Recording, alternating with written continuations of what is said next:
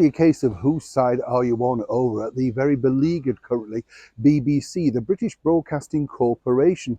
As we now know, earlier this week, one of its very main presenters, its star presenters, Hugh Edwards, was, shall we say, outed by his wife, who decided to put an end to all the backstabbing, sniping, etc.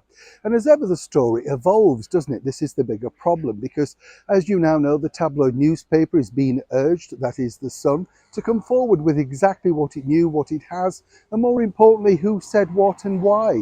Then, of course, there are the parents of the alleged child involved at 17 at that point, who apparently have been offered a mega deal to appear on a TV talk show to reveal their side of the story.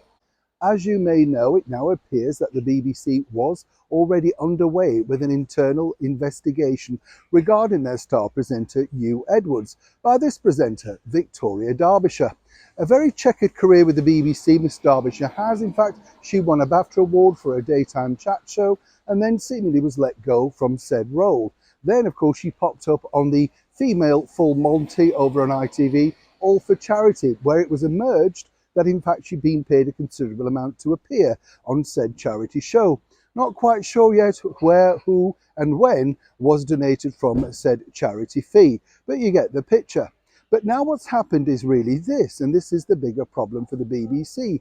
Lots of staff are absolutely paranoid, terrified, and wondering, are they now secretly being investigated by their, well, counterparts, as it were, their co-stars? This, according to a very good source, was a huge shock to Mr. Edwards, who's currently regaining strength and no doubt assessing his fortunes while lying in hospital combating mental health illnesses.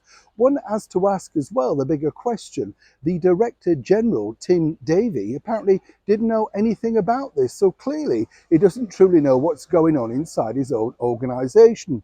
This on a week where it was also revealed for the BBC that most of the top earning presenters, in fact, earn over £1 million. Many have sidelines doing corporate gigs and chats and stuff like that.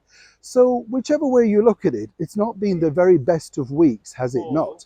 But what's more important really is this.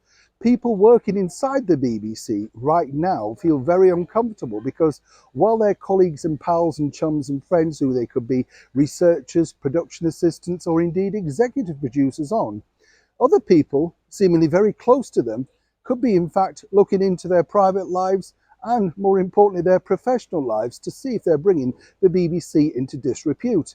And no doubt, like that recent Newsnight compilation, whatever you want to call it, headed by Miss Derbyshire, well, seemingly there's more to come.